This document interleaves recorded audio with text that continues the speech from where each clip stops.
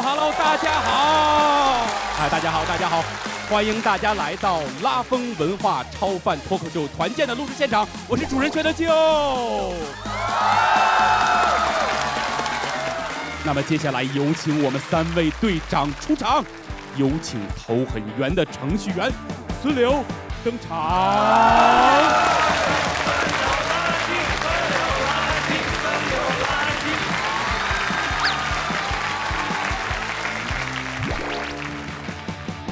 大家下午好吗？欢迎大家来到现场观看我们今天的演出啊！我是观众投的队的队长孙刘，我来自硅谷脱口秀啊，最近也开办了我的个人专场，在东西海岸也进行了一些小小的巡演。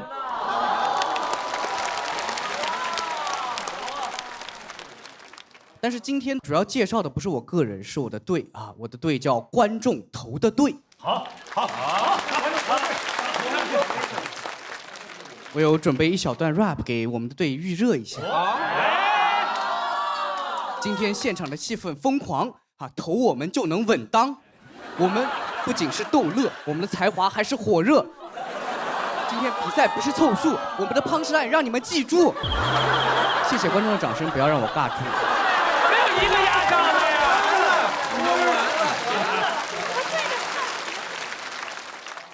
谢谢大家，希望大家能享受今天的演出。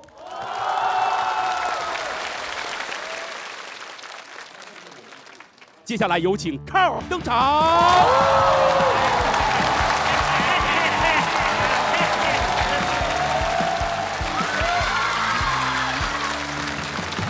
大家好，我是哪儿都有梗队的队长。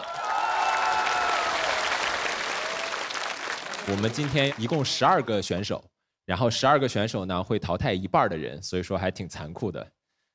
我就想跟其他2位队长说一声，我们队队员走到今天靠的都是天赋跟实力，从来不靠运气。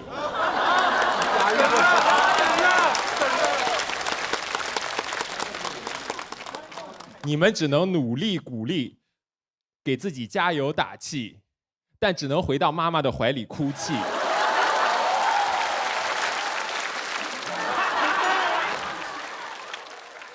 因为今天就要让你们一败涂地。谢谢大家。那么接下来有请我们第3位队长司机登场。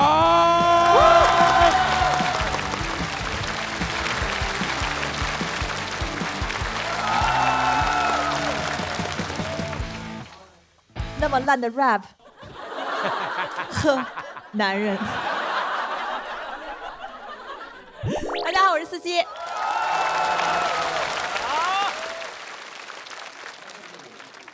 我们队的名字叫47都队啊。刚才2位队长也放过狠话了，那我觉得没有必要，因为总是要有一个人做一些大格局的事情。我衷心的祝福今天所有的12名演员能够表现出自己最好的水平。谢谢大家，我是司机。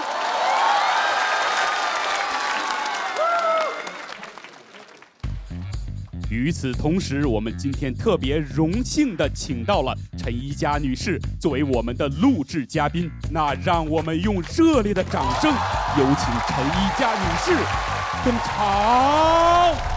陈一佳，3成传媒创始人和 CEO， 同时也是知名财经双语主持人、记者、纪录片导演、作家、天使投资人和环保倡导者。全北美有这么多地方，然后这么多人热爱脱口秀，让我还挺大开眼界的。我跟脱口秀其实我职业上从来没有过交集，没事儿了作为放松我是很愿意看的。我觉得对于华人尤其应该去做这样的一些艺术创作，语言性的，因为这是对我们自己文化的一种认同和一种文化的开拓。很开心能跟脱口秀演员一起通过我们各自的方式，让这个语言的艺术在这片土地上能够绽放出新的不同的光芒。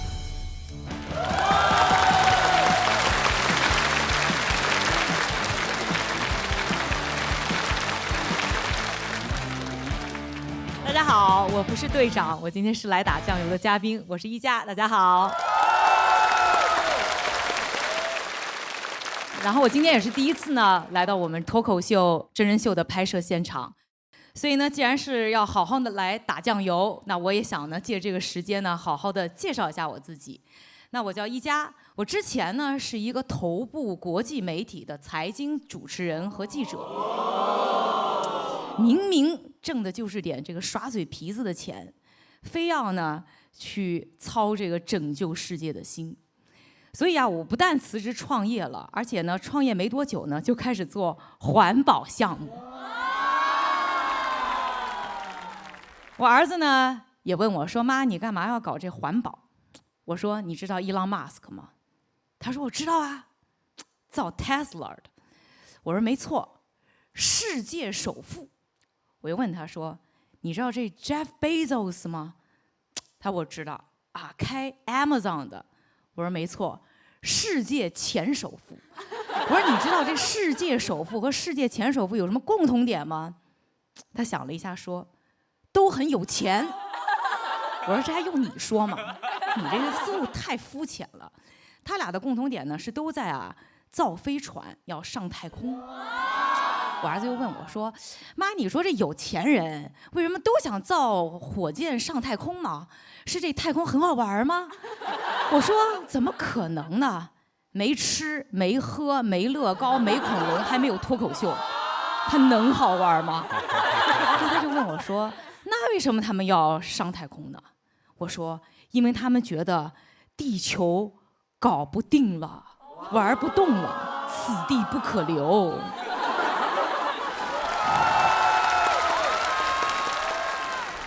没想到我这话一说，儿子他哭了，说：“妈，你说这话太 depressing 了。”然后还质问我说：“那妈，你创业为什么不也造个飞船上太空呢？”我说：“妈妈呢，创业呢，就是想呢，先把地球上垃圾的这件事儿呢解决了，咱再说这太空的事儿。你说这问题大不大？大。难解决吗？难解决。但是这 A 股熊了那么长时间，不也牛了几天吗？我们和地球就不能笑到最后吗？”送给大家一句来自我喜欢的纪录片这个《Alive on the Planet》当中的最后一句话 ：“It's not about saving the planet, it's about saving ourselves。”谢谢各位啊！那让我们把热烈的掌声再次送给一佳。主题赛，主题赛分为上下两场，上半场的主题是杀死我的恋爱脑，下半场的主题是此地不宜久留。每场主题赛会有6名选手依次上场，票数前3的晋级，其他人直接淘汰。12名选手最终会淘汰6人，剩下6人晋级下一轮。今天我们上半场的主题是杀死我的恋爱脑。恋爱话题好像是当下年轻人比较在乎的一个话题，我也想借这个机会想跟大家讨论一下恋爱脑和爱情的话题，因为至少在我年轻的那个时候，好像是说恋爱脑并不是一个坏的词，就觉得为爱付出、为爱痴狂好像是值得被歌颂。但是现在的年轻人越来越理性的去谈论爱情，更加注重自我，甚至觉得恋爱脑是一个不好的东西。那我在想，那就想重新跟大家讨论一下，到底什么是所谓的恋爱脑，为什么要杀死他？我也很期待会不会有人对爱情有新的见解。那我们的比赛正式开始，有请我们今天第一位参赛的队员，他就是来自观众投的队小飞。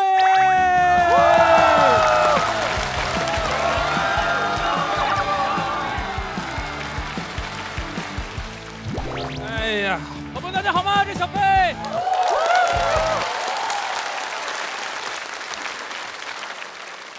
2024年也发生很多非常重大的事件，就比如说年初的时候，巴尔的摩大桥被撞断了轨，后来这个特朗普中弹震惊全美。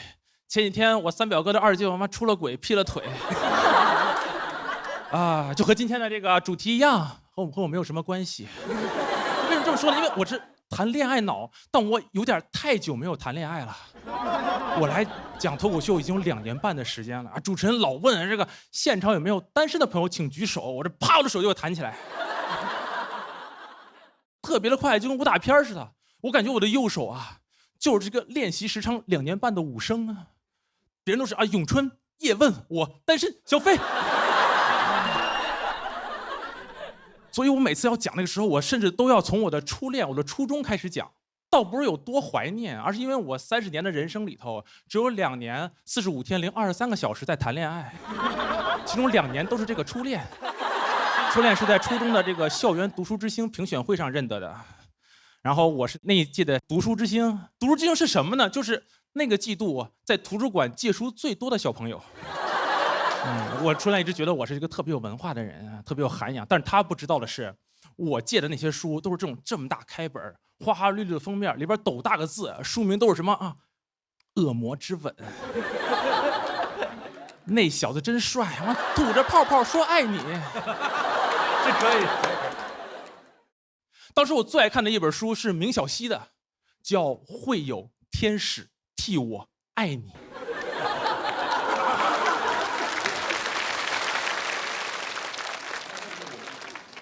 就这本书这个书名放到今天啊，我都根本不用点开看，我都知道这豆瓣评分应该和《重生之我在大明当天使》没有什么太大的区别。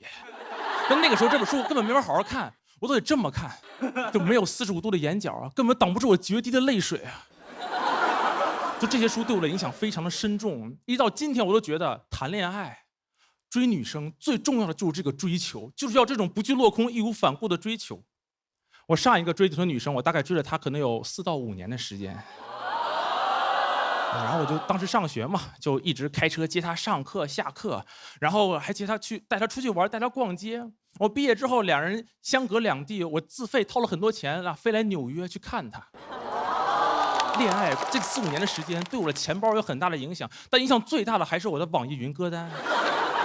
那个时候网易云年终总结都没法看，打开之后啊，网易云今年又陪伴你度过了365个日日夜夜。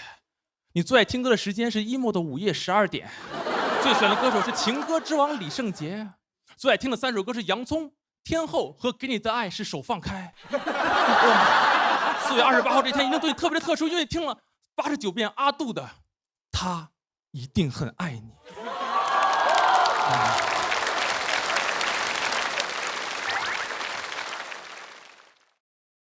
那个时候我朋友都劝我说，你能不能听点阳光的歌，比如什么花儿乐队，比如什么大张伟。就是他非常的害怕，他说一坐你的车一点开都是什么一路向北啊，开往城市边缘开，他都瑟瑟发抖。他说最可怕的是你开车的时候你就听歌，你听歌你就 emo， 你 emo 你就45度，你45度你就不好好看路。我说嘿哟，你不戴眼镜，你可能心里没数，这么看确实会比较清楚。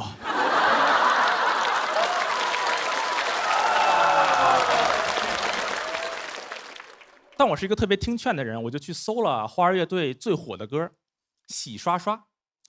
我点开之后听的第一句，我整个人就开始破防。大家知道洗刷刷第一句是什么吗？是啊。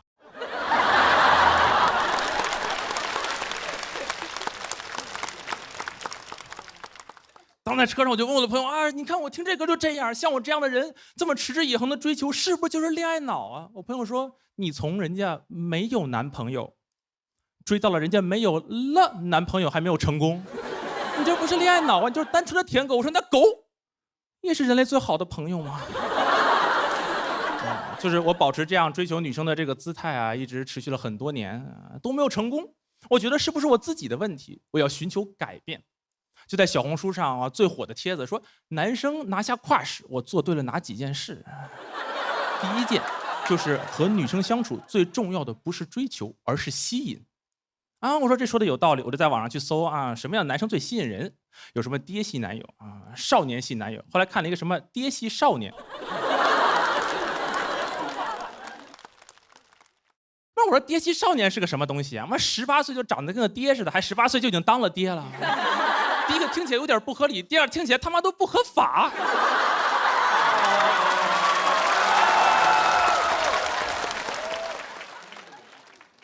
后来发现我搞反了，人家是少年感的爹系，什么呢？就是人有这种岁月沧桑痕迹的同时，又有少年的单纯和清澈。我说嚯，这说的不就是我吗？哎呦，你远看这个人啊，单纯、愚蠢、恋爱脑；近看这个腰椎、颈肩都不太好。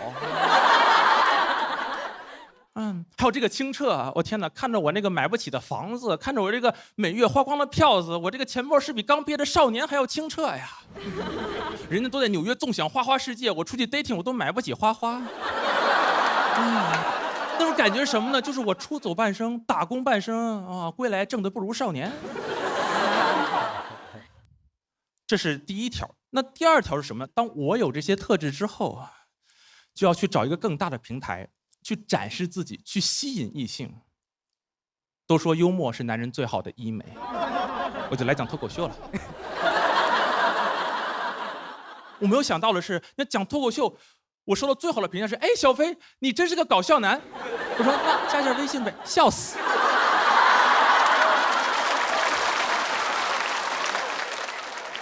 我这太不帅了吧？这也太不帅了。我最近看好多综艺，我说什么帅什么帅，我发现。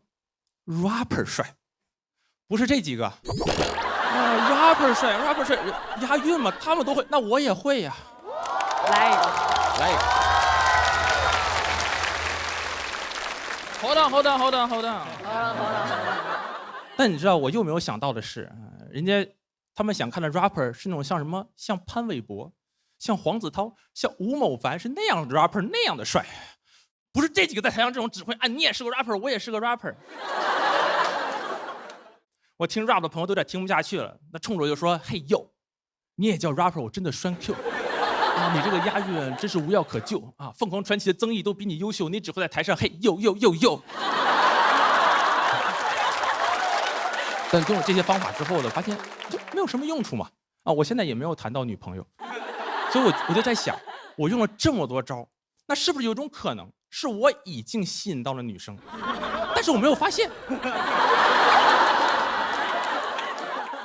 我就在网上开始搜说啊，女生是怎么追求男生的。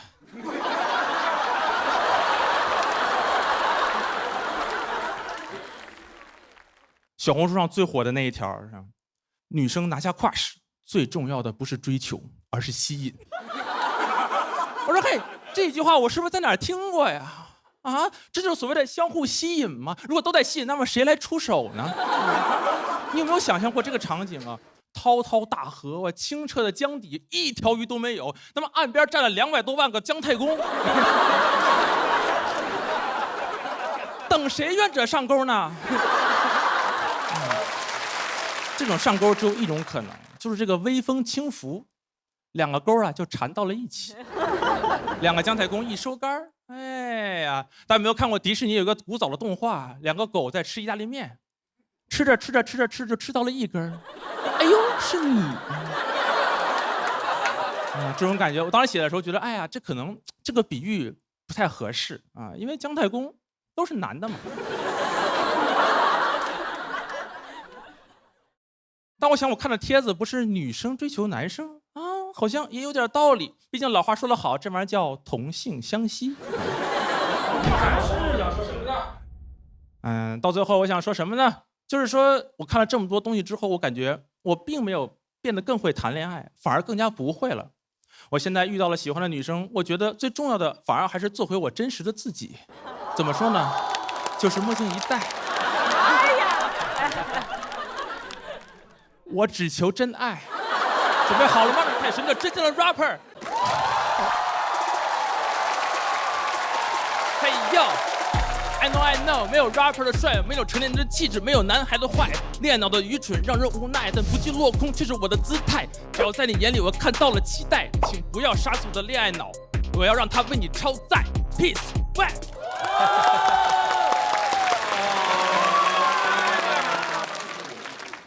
好，谢谢大家，这是小飞。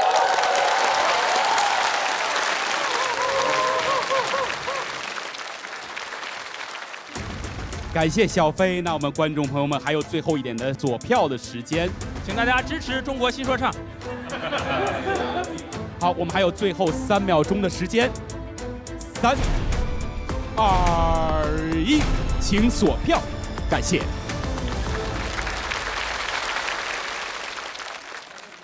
一家，这是第一次看中文线下脱口秀，什么感觉？你们是不是都串好的？你们队的都是要 rapper， 然后这衣服上都是这个。哎呦，不是我们有相同的审美，所以他选择了我。对，这两个审美都不太行。这是我们观众投的队非常优秀的一位队员小飞啊，很棒很棒很棒。从他的演出看得出来，他穿搭非常的棒。谢谢你夸我。也就是今天棒，平时穿的都跟高中数学老师一样。那我想说，既然有这个机会，小飞，你要不要把你的对于另一半的期待，如果现场没有的话，之后可以全网推送？哇，姐姐只能帮你到这儿了。哎呀，真是啊。要求不要太高了。啊，我第一个要求就非常高，人，活人。第二个要求也非常高，1.7米吧。1.78米， 1.7，立刻扇了一大半。哎，因为小飞1.85米，小飞再说一个具体点的。走心点的叫人要善良，我最看重的是他有看见别人的能力。这就证明这个其实小红书教的这个话术也不太行啊。那我们祝你早日被看见。好，谢谢大家，谢谢大家，谢谢小飞。谢谢小飞。那么接下来呢，我们要宣布小飞的票数。OK， 紧张的时候来了。开始的时候太紧张了，是不是开始结巴在台上？大忌，开始结巴，整个人非常的虚在台上。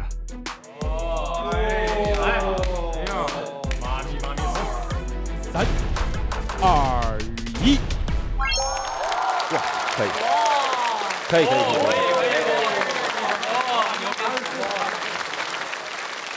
好，谢谢大家，谢谢大家，大家 enjoy the show。OK， 请小飞到场边稍事休息。接下来我们将有请第2位队员，他来自哪儿都有梗队，他就是一聪。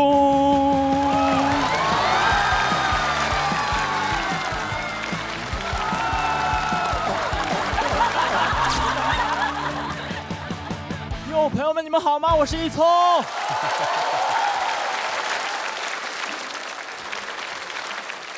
谢谢大家，我的舞蹈表演已经结束了，大家可以开始给我投票了，谢谢。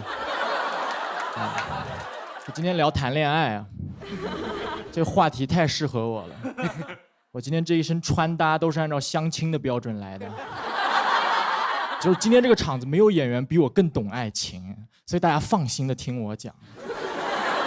因为我在上初中的时候，我就是一个很成熟的恋爱脑了。就现在大家都在用那种什么 dating app 啊，什么 Tinder、Hinge， 我那个时候用的是我们中国最传统的 dating app QQ 空间。哦，真的在 QQ 空间里谈恋爱真的超爽的啊！它给了我好多我现实生活中没有的优越感啊！当时我在学校里，我就是一个小透明，没人知道我是谁。但我在 QQ 空间里，我的昵称叫做孤单王子。我孤单王子旁边还有2个小翅膀，还会发光的那种，你知道吧？真的超有优越感啊！而且朋友们，在现实生活中，我都不敢和女孩子打招呼，但是 QQ 空间里，他们每条说我都敢点赞。点赞完了，他们还可以收到一条消息说，孤单王子悄悄地访问了你的空间。可以。真的，而且每次一点进他们其他人的空间，那个 BGM 一响起来，我就感觉我是全中国最帅的小男孩。就这样，玫瑰花的家里，麦家深深爱着的你，我就感觉许嵩就在我家，他就在旁边跟我唱，然后汪苏泷和徐良在旁边瑟瑟发抖，因为我再点进下一个空间，他们就要上去唱了。就特别爽，特别有优越感。而且那个时候，我们明明没有人谈过恋爱，但是我们真的都好懂爱情啊！我那个时候，我2014年的 QQ 空间个性签名是“受到伤害，我才学会了放下”。我真的现在10年过去了，我好想有人来伤害我。我真的我不想放下了，真的。你现在有个女孩子来陪我，你别说放下了，我下放都可以。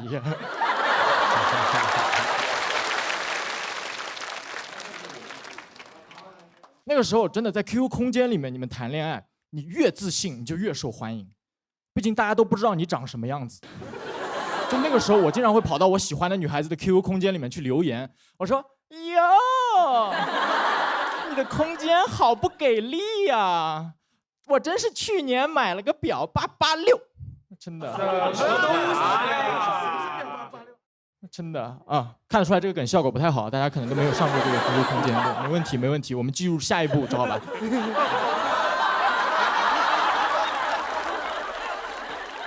就当时我就想着啊，我就犯贱，至少这样我能获得你的注意啊，哪怕跟你吵起来都没关系。我当时真的跟一个女生，我们进行了长达30多天的那个 QQ 空间留言板骂战，我们就越骂越嗨，越骂越嗨。就我骂她，哎，我的 QQ 等级是3个太阳、2个月亮、5个星星，你凭什么跟我叫板？她说，但你都不是尊贵的黄钻会员啊！真的，我真是醉了，哎。而且我们越骂越嗨之后，我们甚至开通了情侣空间。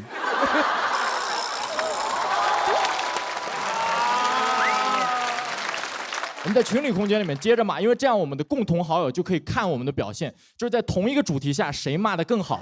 这个和脱口秀主题赛的创作思路是一样子的。对。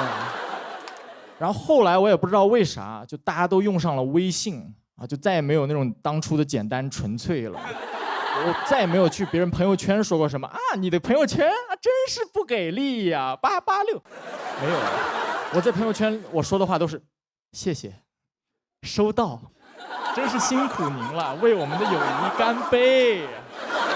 就充满了卑微啊，真的。我现在微信 ID 我都不叫孤单王子了，我叫 AAA 孤单王子。而且用微信谈恋爱比 QQ 空间难多了。就我大学暗恋上一个女生叫 Lisa， 但那个时候我都不好意思加 Lisa 的这个微信，我就只能在那种微信群聊里面偷偷点开她的朋友圈，然后看。我这回真的是孤单王子悄悄地访问了你的朋友圈了，就真的。而且有的时候我点快了，我还会在群里拍一拍她。超尴尬，我都不知道怎么解释，就真的很卑微，再也没有了当初在 QQ 空间的那种自信。就孤单王子长大了，就只剩下孤单了呀，真的太离谱了。然后有一天又有人在微信群里面问，有人想玩真心话与大冒险吗？然后我说，哎，这游戏太过时了，我们初中最帅的小男孩都不玩这种游戏的。然后 Lisa 回复说，好呀。我撤回了一条消息。我拍了拍我的头说，我也可以。然后 Lisa 说，我能带我的男朋友上一起来吗？我拍了拍我的脸说，我真他妈该死。谢谢大家，我是一聪。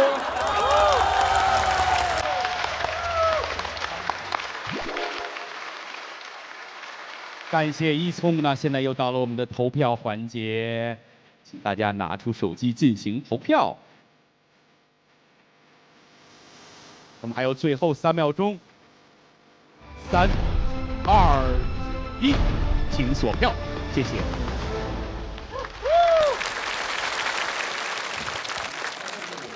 我这1周时间3天在写我的淘汰感言，这篇稿子昨天晚上写出来的。一佳老师感觉如何？我的感觉是，为什么脱口秀演员都急着要脱单呢？因为你们是很压榨他们的时间，他们没时间 dating 吗？他们单身跟我们没有关系，他们来讲脱口秀之前就单身了。对啊，确实。主题赛啊，谁也不想写呀。一聪啊，你是不是对谈恋爱这3个字有什么误解呀？看别人 QQ 空间这个事情不叫谈恋爱。你是在质疑孤单王子的恋爱审美吗？可太油了。大家不要看一聪疯疯癫癫的，其实他是 MIT 的一位高材生。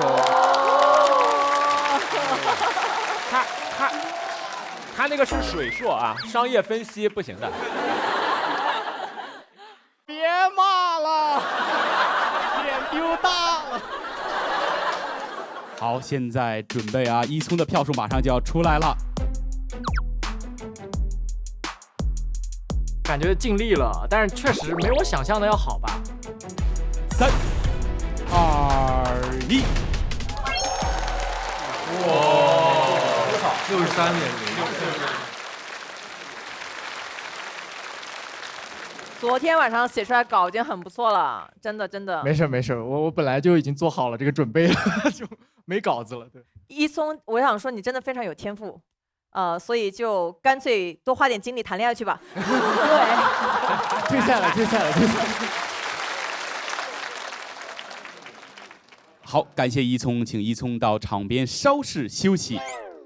那么接下来我们第3位队员就要出场了，他就是来自47都队的红宇。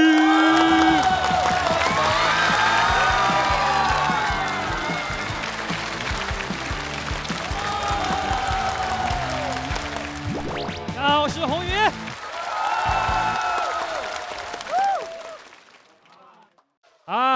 多伦多百变怪啊，因为有人说我长得像杨迪，还有人说我长得像日本人，还特别具体，像火影忍者。其实我只是在加拿大留学的一个普通人啊，大家知道加拿大吗？不知道，就是在美国留不下来会去的一个国家。听不懂人过几年就懂了。但我家里人是真的不知道，我爷爷还问我，说加拿大在哪个州？我刚想回答他，我奶奶就打断，人家都说了加拿大，那肯定是加州啊。好了，我又不好意思去纠正他啊，结果我现在亲戚家小孩都在以讹传讹，说我在湾区当程序员，特别牛逼。其实我是在多伦多学森林保护专业，听起来也很牛逼是吧？其实就是熊大熊二干的事儿。我表弟还问我说：“哥，你这个专业学不学 Python？” 我说：“切，我这个专业不仅要学 Python， 我其他 Snake 也学。”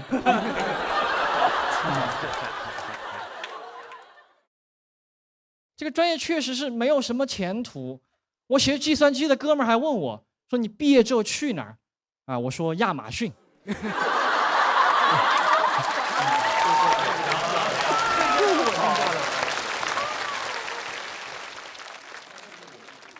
他说我也是。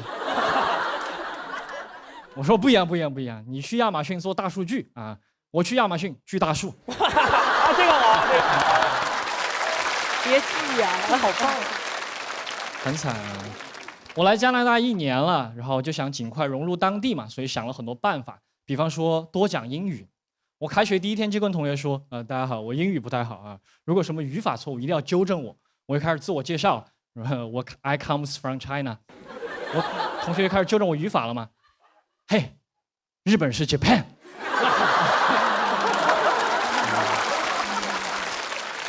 我去看牙医也要练英语，我一直在问他，牙线英语怎么说那个什么麻药英语怎么说？把那医生问烦了。我甚至当时喉咙里面卡了一口老痰，我第一反应都不是把痰吐了，而是问他，嘿 ，What do you call this in English？ This。那医生说，哦 ，In English we call this disgusting。非常惨，但我觉得我现在已经算是融入了当地了我只有一种情况下不太想练英语，就是遇到流浪汉要钱的时候。我都跟他说我没带现金了，他居然跟我说没事儿，我带你去最近的 ATM。去了，他让我给他取100刀，我100刀，我当时给他1刀了，但我很怂，我不敢，我只好继续骗他，我说我不会讲英语。结果那流浪汉特别贴心 ，ATM 给我调成中文模式了。还好这题哥们儿会我就赶紧跟他说 ，Sorry, I'm Japanese。我现在差不多也算是融入当地了，因为我最近谈恋爱了。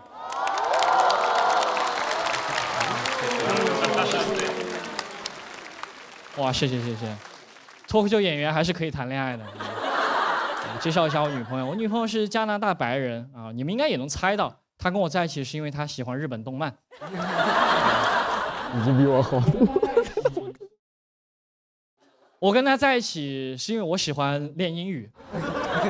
开玩笑，开玩笑，不要当真是因为我想拿绿卡。他今年为了我还开始学中文了。我每次惹他生气，他都用他学的最脏的一句中文来怼我叫做“你绿卡没了”。这个好，这个好脏。他还跟我说这个节目播出之后他一定会看啊。在此我想恳求节目组啊，47，能不能不要加英文字幕？不然我绿卡真没了。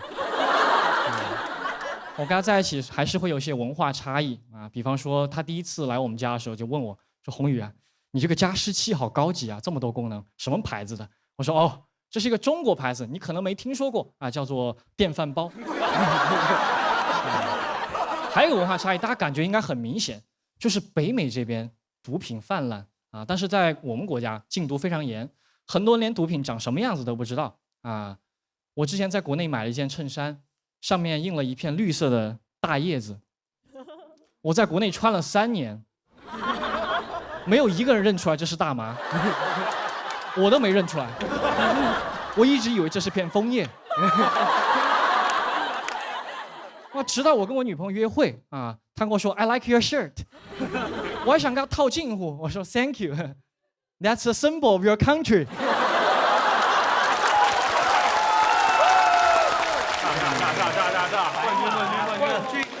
亚军。哎，但我觉得文化差异也不是完全没有好处的。像我跟他从来不会吵架，因为我知道用英文我肯定吵不过他。而且我每次做让他不爽的事情啊，我有一个万能借口，叫做 It's Chinese culture。他跟我说你怎么不说我爱你 ？It's Chinese culture。你怎么不给小费 ？It's Chinese culture。你怎么2分钟就结束了？这也是 Chinese culture 吗？我说 Oh no, it's just me, you racist。哦 ，nice。可以，山东的气氛。他听了之后特别委屈，我说你绿卡没了。就这样，我的恋爱脑被杀死了。但其实大家都知道，脱口秀很多都是段子啊。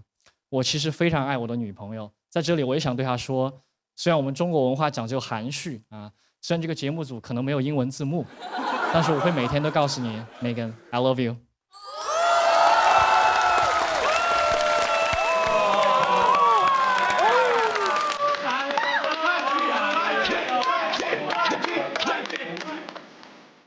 感谢宏宇，现在又到了我们的投票时间了。大家看着投就行了，求你们了。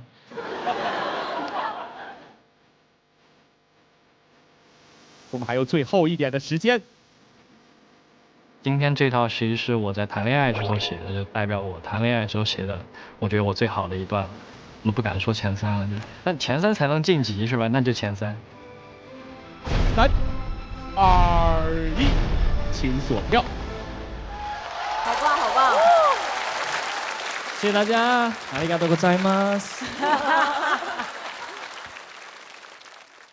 其实真的是幽默是可以帮男生脱单的，如果你真的幽默的话。那真脏啊！什么意思？什么意思？你是不是我主理人了？我同意啊！我感觉我给让开，我觉得你们又打起来了。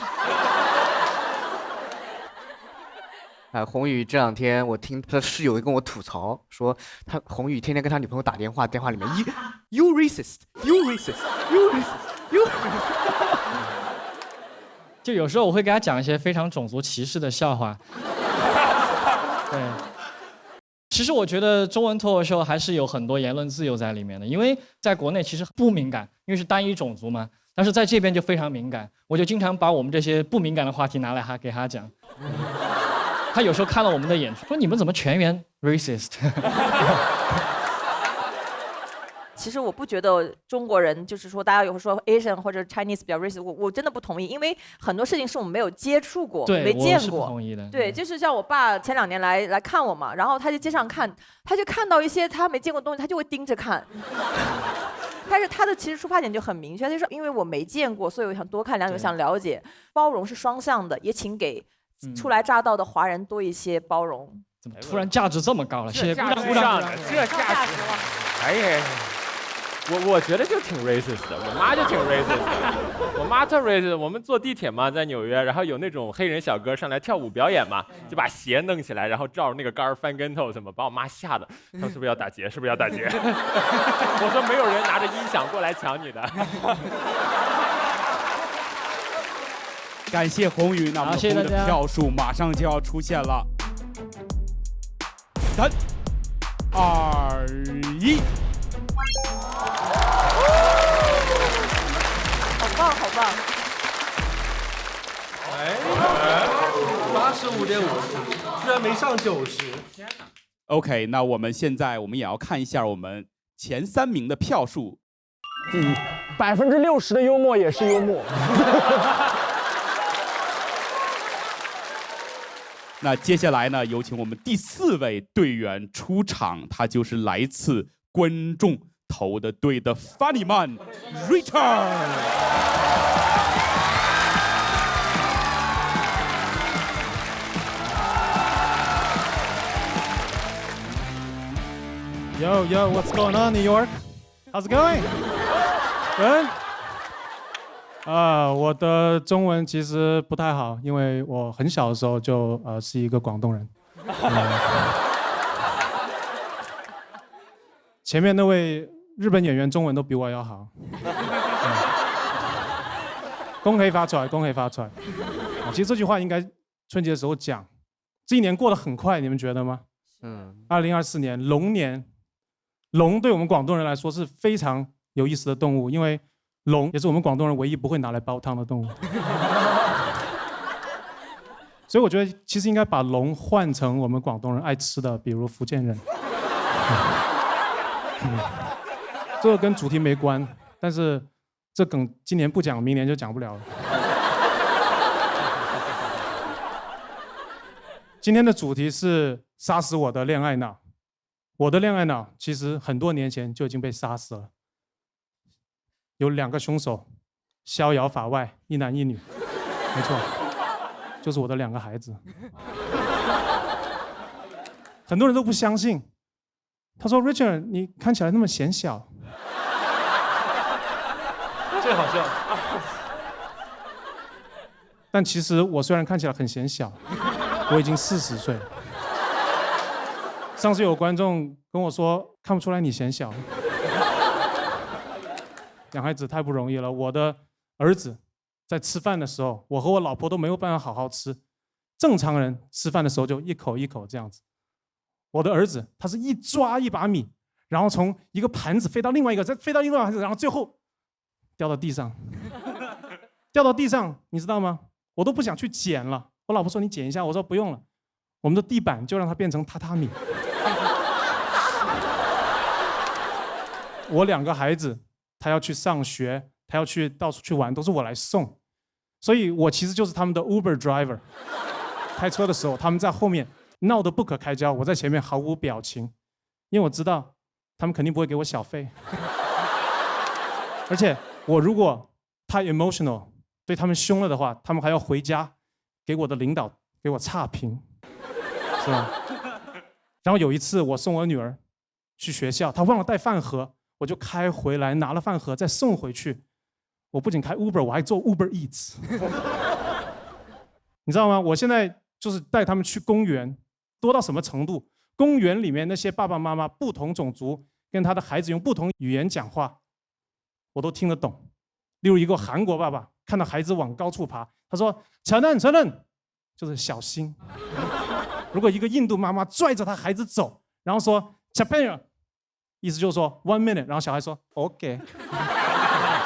然后一个美国的妈妈对孩子说 Hey, stop throwing rocks, you hit her, go apologize。意思就是我他妈为什么要生孩子？我有一个很虔诚的基督徒邻居邀请我去教堂，我想我家里乱成这个样子，怎么去教堂？我说 OK， 星期日我其实要工作。我邻居说 It's OK。教堂始终为你开放。顺便说一下 ，Sunday service， 如果你来的话，有专门看小孩的免费服务。我说，其实我的工作非常的 flexible。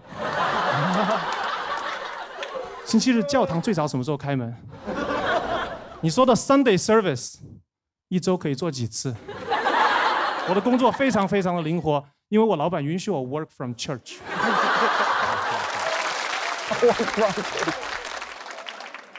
后来我就跟我老婆一起去了教堂，然后唱颂歌的时候，大家都唱 Jesus is the best, Jesus is the greatest。我和我老婆想到孩子现在在 child care， 我就说 Jesus is the best nanny, Jesus is the greatest babysitter。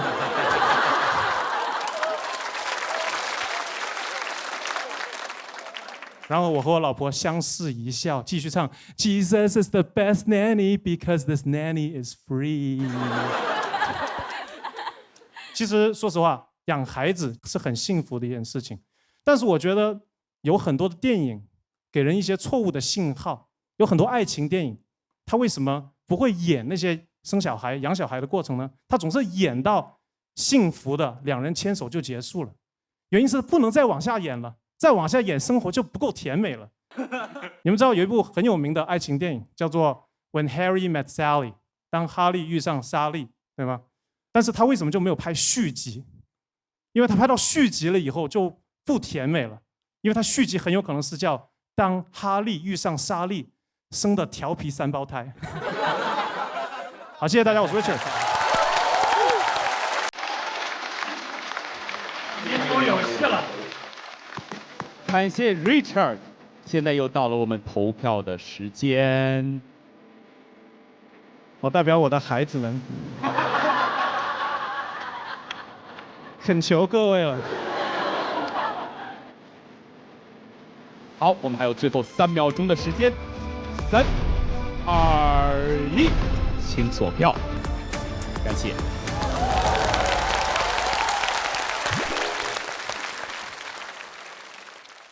就自从有了小孩，我特别喜欢工作，你知道吗？因为你只有上班的时候，你就发现他不在你的眼前，所以我特别理解。我觉得你在脱口秀当中一定是找到你自己自由灵魂的那个天空。对，所以我找工作的时候应该告诉别人我有孩子了，马上 Where do I sign？ Richard 不知道的是，今天我把他的孩子也请到了现场。啊，真假的？开玩笑，开玩笑。是我们仨。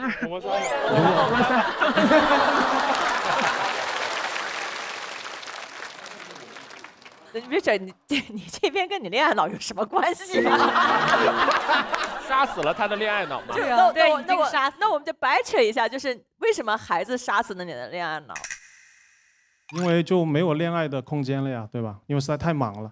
因为他们在睡觉之前，他只有1%的电，但是就是不睡。OK， 感谢 Richard。那么接下来呢，我们票数要公布，但首先呢，我们要有请刚才票数最低的一聪再次回到场上。一聪。OK， 看看你们2个谁还能继续留在这个舞台。一聪 ，Richard， 一聪淘汰。我觉得发挥了我的正常水平，但是有点悬，我觉得可能前3或者前4吧。说实话，我走到这一步我已经很满意了。之前我出舞台，你采访我就说，我就是想来留下一些舞台，然后有一些作品就行了，就没想过要晋级什么的。3、2、1。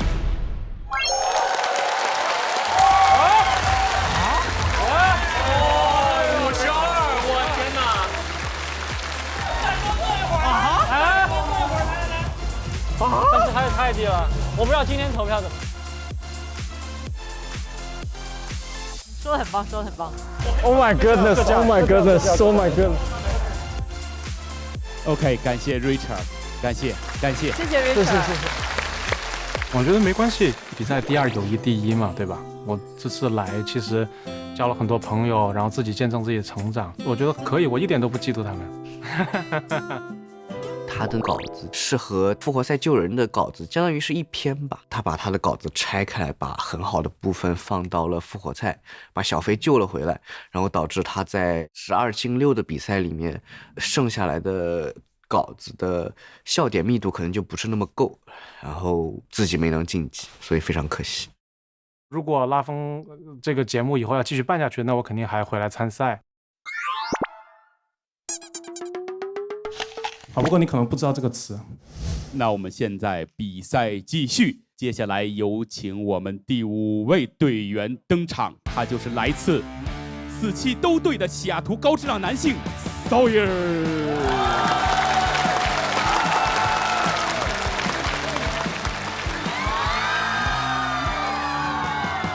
大家好吗？我来自西雅图的 Sawyer，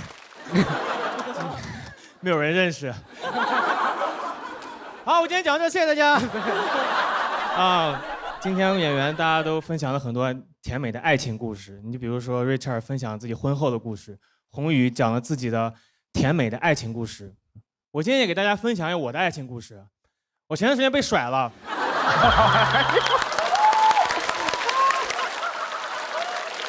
是不是很意外？我当时也这么意外，而且我们俩是异地，所以我是一下飞机就得知了这个消息。他跟一个1.7米的细狗跑了，然后我就说：“你这个消息你就不能在我上飞机前打电话告诉我吗？”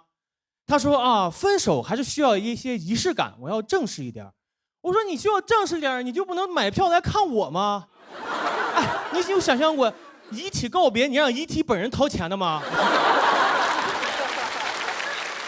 那从来没有过的吧？我就在想，你说分手能不能跟离职一样？你写一份分手信给我，你给我一个2 week notice 多好，你就写一个 babe， it's a very tough decision. As you may hear, I'm breaking up with you next Friday. Although I'm very excited about my future boyfriend, I'm very grateful for the opportunity sleeping with you. I mean, I've learned a lot.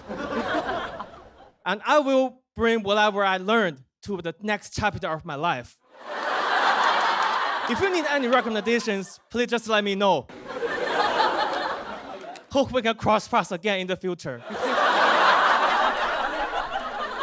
As I transition out, I will make sure all the property I owned is returned.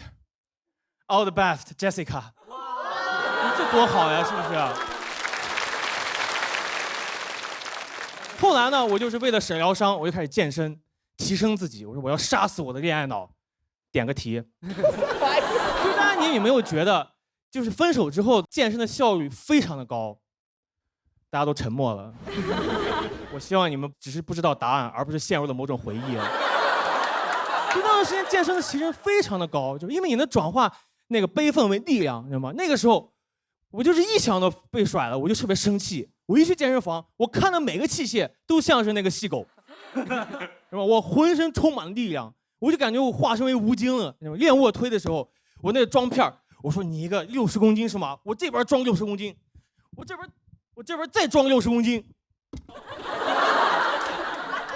举你2个你，我说抢我女朋友，虽远必诛，远必诛，必诛啊！猪！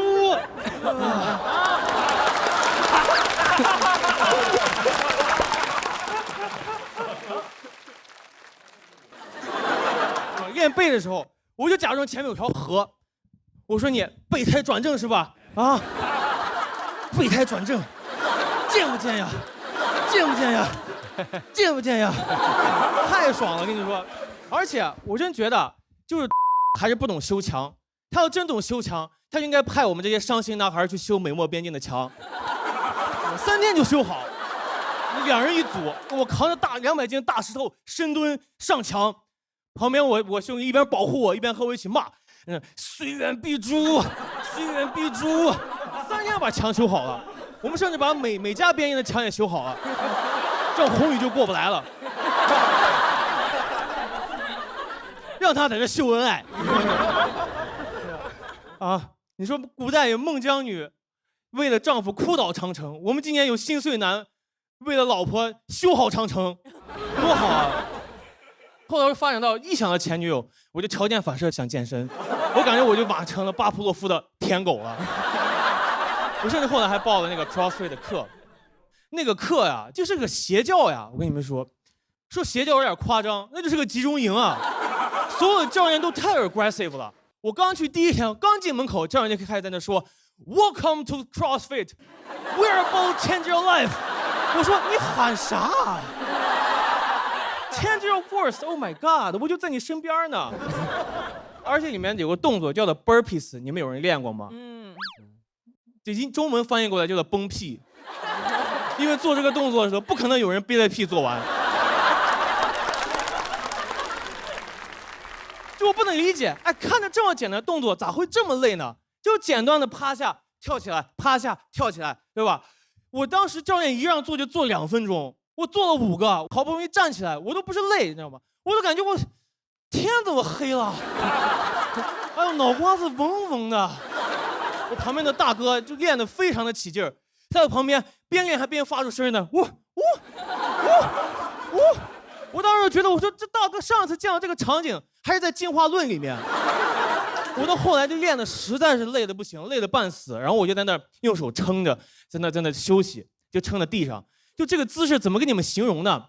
就你们有没有见过海洋馆那个海报？我就这样趴着，边趴着我就边看教练的，观察教练的位置。我就感觉我当时就跟那个薛定谔的猫一样，我的死活完全取决于教练观不观察我。然后教练后来看到我偷懒了，又跑过来骂我，他说 ：“Come on, one more, one more。”我在一旁，我错了，教练，我以后再也不敢抢别人女朋友了。对吧？真的很累，而且这个动作真的非常的危险。你们其实不知道，每年都会有超过1300多个人就练这个动作的时候猝死。这么沉重？我骗你们的。但你们是不是觉得非常合理？真的2分钟练的 burpees， 真的推荐大家都去练一练，尤其是男生，你带着你女朋友一起练，你让你女朋友知道。2分钟到底有多长？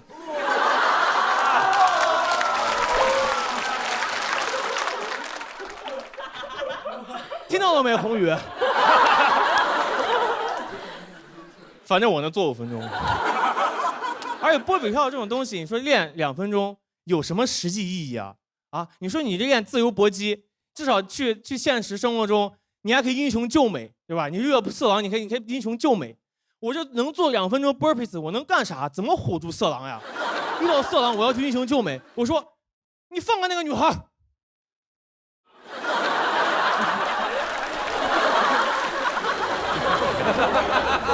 这好笑，太胖了吧？你再给我1分钟。I'm about to change your life。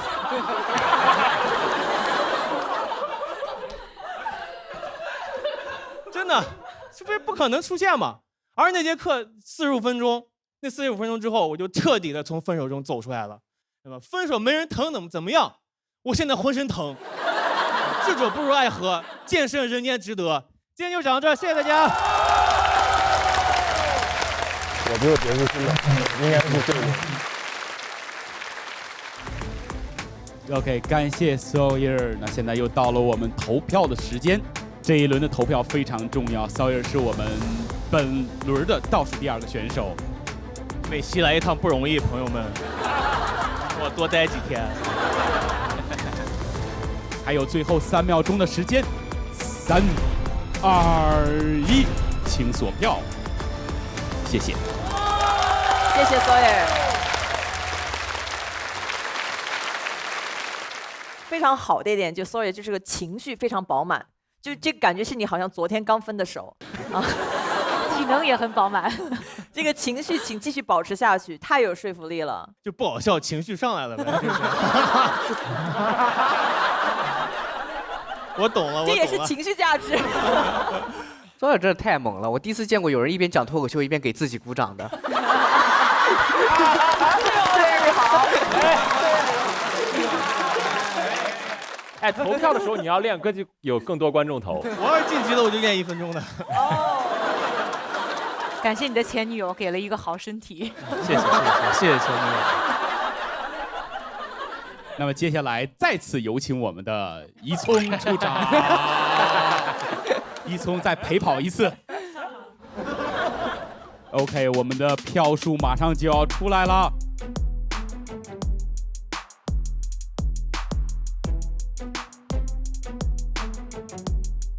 就是前面就是效果不错，就是观众给反应什么的。但是从后面就是明显感觉有梗的地方，就是大家都没有笑得很大声。OK， 3、2、1。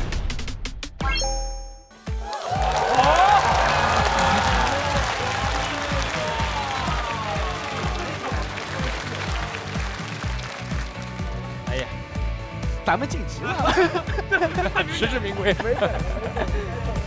就这样，很棒，真的很棒。一点都不意外。昨天晚上写的稿子，我写的时候我就在想今天倒带感言怎么说了。我后半段那个段子，我原本以为还行的，但没想到这么垮，就已经不是没有笑声了，已经开始走神了。我看到有几个男观众已经开始，他在讲什么东西啊？这个是脱口秀吗？这个东西我感觉我初中班会课上表演都是这么说话的。但前面想了还挺好的，主要还是没有上过开放麦。而且我每次一写对话就冷，我发现我不太擅长演这种就是对话类的东西。我现在被淘汰了，其实是很开心的，因为我终于可以在后台尽情的吐槽了，就再也不需要在那边自己背稿子了。请大家把掌声再次送给一聪，来自波士顿顶好喜剧的3好学生。OK， 我们本轮一会儿还有最后一位选手，现在领先的是宏宇，85.5，其次是小飞83.9，下面一位是Sawyer 64.8。想要拿起麦克风说出你的笑话，快点加入你所在城市的中文脱口秀俱乐部。没有俱乐部没问题，欢迎关注 Crazy Love Comedy 拉风喜剧，并咨询线上公开课及读稿会。下一期超放脱口秀等你来见 ，Let's make crazy love。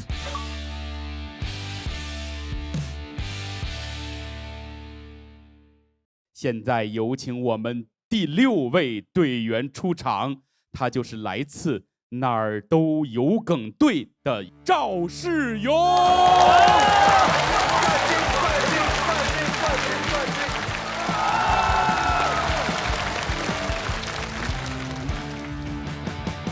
大家好，我是赵世勇。我是这个主题最后一位，所以大家不用着急啊。前面5个人都讲了很多恋爱的东西，平淡。给大家讲点刺激的吧。婚姻。我是一个成都人，我前几个月回成都结婚，办了个婚礼，和女生。不要再讲这种烂东西了。但是这个婚礼和我想象中不太一样。我想象中的婚礼应该是我和我老婆最亲密的朋友来参加我们人生中最重要的仪式，但实际情况是，那天婚礼360个人，300个人我都不认识，全是我爸的朋友，太多了，300个朋友什么概念？宋江到死才107个，而且那些人明显也不是冲着我来的，我跟我爸在那迎宾啊，他们完全不屌我，对着我爸就是哎恭喜恭喜，早生贵子。我还得上去递烟呢，就那个场景，旁边不懂情况的工作人员还以为我爸是新郎，我是我爸的伴郎。我爸还给我介绍呢，他说：“哎呦，这个是你张叔，你爸我最好的朋友，他以前送过你上学。”我说：“送我上学就是你最好的朋友了，你都交些什么朋友啊？别人朋友两肋插刀，你朋友一带一路。”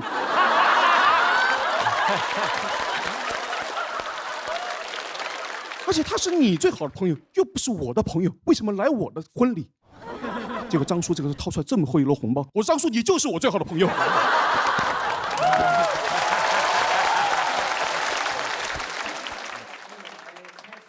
我们礼尚往来，今天你来参加我的婚礼，明天我参加你的葬礼。你想送我上学以后送你上路。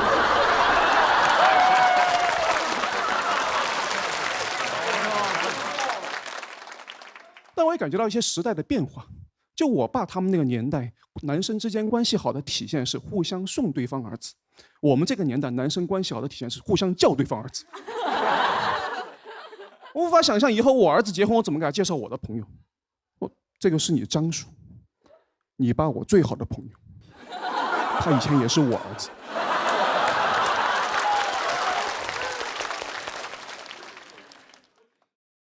以前我就是和这个儿子同时追你妈，我赢了这个儿子，还有你这个儿子。但虽然这个婚礼不是我想象的样子，我还是非常认真的准备了，尤其是在那个婚礼交换誓词的环节，我希望我的誓词是那种轻松愉快、笑中带泪。但是劝大家不要这样做，我在里面加了一些梗，劝大家不要这样做。就确实，如果大家笑了的话，你很加分；但要是现场没有人笑的话，我会像个傻逼，太尴尬了。当时是情况这样，我在我的稿子里面设计的是一个小泪点，一个大小的，一个大泪点，一个大爆点，最后变成了一个小尬点，一个大尬点，一个大尬点，一个爆尬点。今天3个队长的领笑员，今天4个家长领尬员。我就感觉那天我爸妈就那个面面相觑的眼神，他们在思考一个问题：妈，再生一个还来不来得及？给大家分享一个爆尬点吧。我当时稿子是这样写的，我说遇见你花光了我一生中所有的运气，这是小泪点。但是跟你在一起的时候，我非常的自卑，我不知道你喜欢我什么，毕竟我除了帅，不知道你喜欢我一无所有。当时现场就跟你们这样，全场5秒钟鸦雀无声。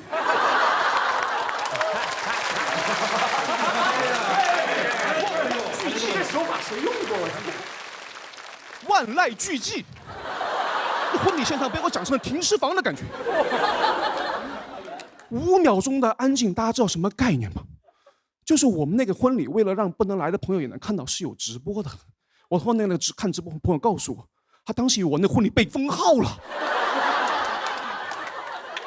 他想，我操，这句话妈也太油腻、太恶心了，会不会被人举报？妈，引起他人不适。我本来觉得已经在台上没有人笑，已经很尴尬了，对吧？已经很难受了。但是我发现我的担心已经完全是多余的，因为一场婚礼中，所有人只会关注新娘，没有人会关注新郎的。真的是，我老婆当时穿的那个婚纱是那种拖地的婚纱，她随时走，随时都有人在后面给她整理裙摆。那我那个领带弯了一整天，没有人告诉我她。你感觉那些人就觉得我领带就应该是歪的。我怎么成都男的和他领带只能有一个是直的吗？什么东西啊？我老婆对我的婚礼上的表现没有任何的期待，她对我只有3个要求，就是不要喝多，不要驼背，不要在舞台上空气投篮。我说我可以不空气投篮，但如果我的伴郎投篮，我一定要盖他帽，去他的篮球梦。这些都算了。我老婆不光对我的表现没有任何的在乎，她连选我们婚礼现场的婚纱照，她也完全不在乎我的感受。因为我们来不及拍婚纱照，所以我老婆就选了一个她喜欢的我们俩日常合照传上去。所以在我人生中最重要的一个场合的最中间摆放的巨幅照片，我穿了一条 Lululemon 的瑜伽裤。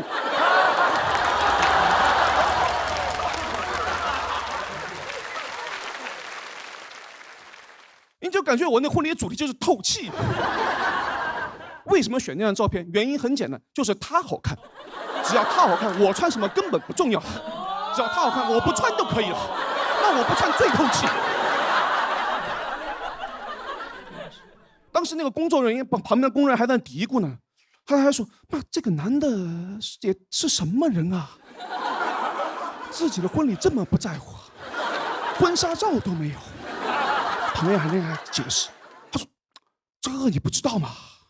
这是成都，他们是那个，他们这个婚礼就是走个形式啊。要不是国内不合法，谁不想和自己最爱的人结婚啊？”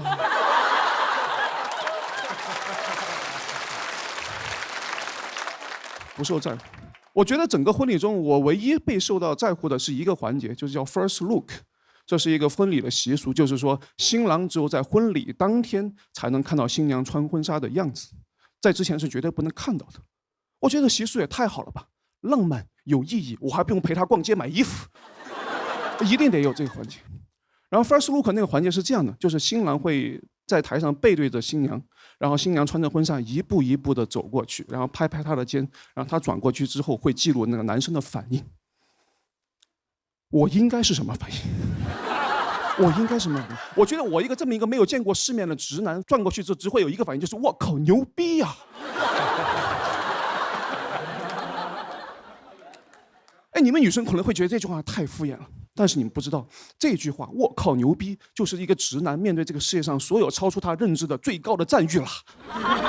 女生太漂亮，我靠牛逼！特朗普被枪击还活着，我靠牛逼！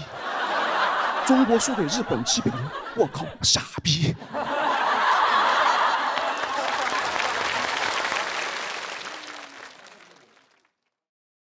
我为了弄清楚应该什么反应，我还去网上搜了一下，网上那些人多少有点做作了。那男人一转过去，就哭了。我说你哭什么？是因为这个女生太漂亮你哭吗？我从来不会因为你女生漂亮哭的。我看到那些漂亮的女生，什么杨超越、高圆圆、波多野结衣，我从来不会哭的。我这辈子因为女生哭只有一次，那也是一个日本的女生，啊，她也是和那个 First Look 的环节很像，她也穿着一些白色的拖地的连衣裙，啊，一头海藻般的长发，然后当时她也是朝着我一步一步的从电视机里面爬了出来，我当时嘛就吓哭了。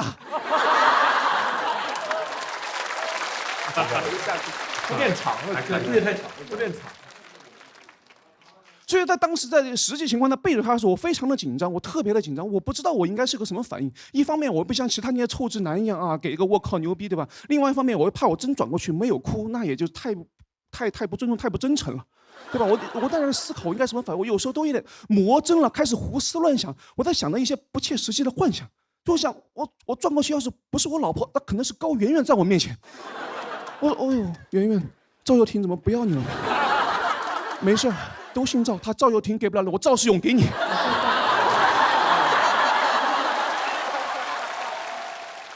当然都是一些幻想，实际情况是我转过去的时候，我真的没有哭，因为我发现她和她每一天一样美。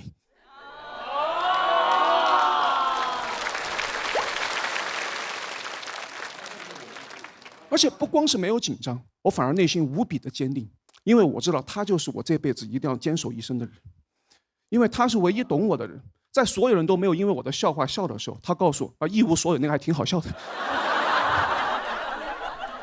你感觉遇到对的人，每一天都是 first look， 对吧？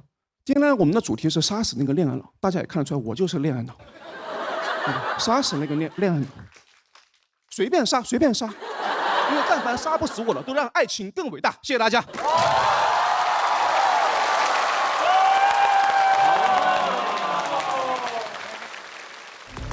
感谢赵世勇，现在又到了我们投票的时间。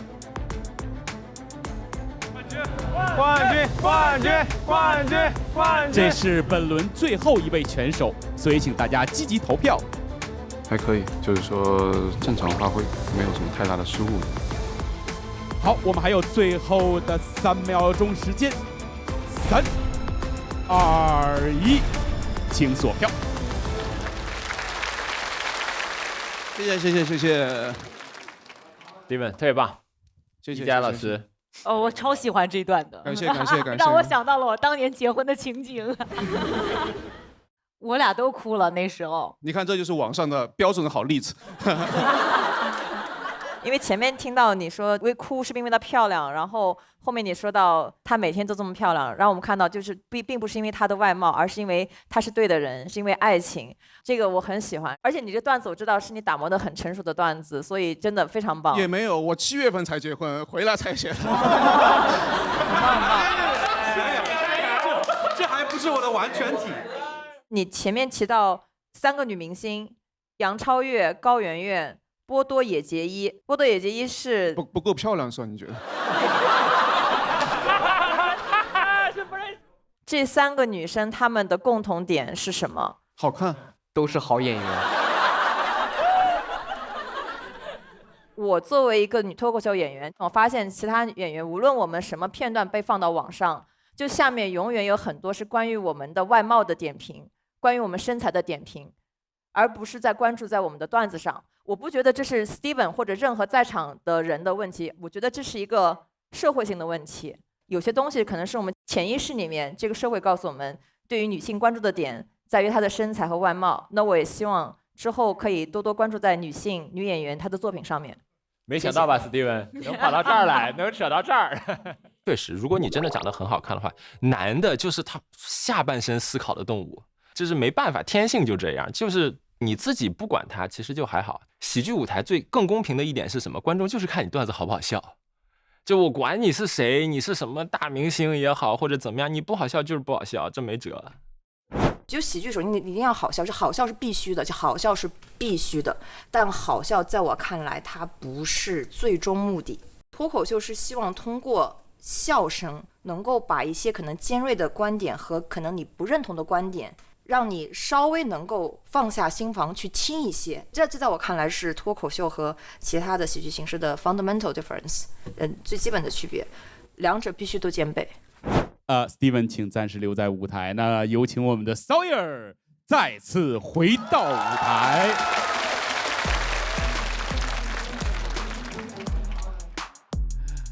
OK， 我们的票数马上就要出来了。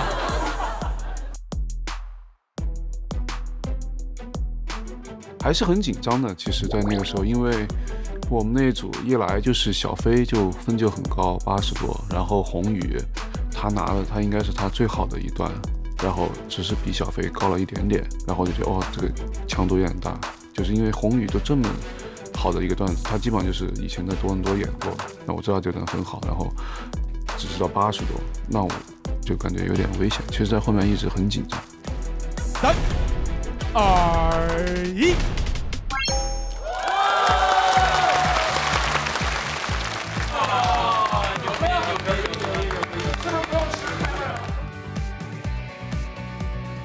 哇哦，很棒了，很棒，很棒，很棒，很棒，很棒，很棒。挺遗憾的，但是也有意料之中吧。但我没想到票这么低，我以为能那个什么70%多，很有脸面的被淘汰也行。我觉得开心的就是真的能认识北美这么多演员，以前从来不知道大家有这么多就是很纯粹的人，大家就为了一个梦想。大家所有人都是这样，都比较艰难，所以你就会让你心里比较暖，就是觉得我可能还可以接着做下去，还可以坚持下去。希望我的梗越来越好明年我会杀回来的。OK， 我们上半轮的比赛结束了，那现在恭喜我们的赵世勇，恭喜小飞，恭喜宏宇晋级成功。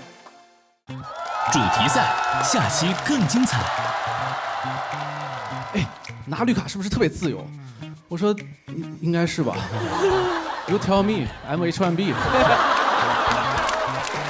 就我撩开门一推门进去，我就怔住了。我说我哪儿一次性见过那么多光屁股的大爷呀？谁家瞎猫连碰5只死耗子？我是连夜刨了老鼠的祖坟吗？我这没想到啊，就别人见家长带礼物，我见家长带剧本。你即将踏上前往新大陆的旅程很期待啊！你收拾了行李收拾了自己，收拾了邻居，我去了。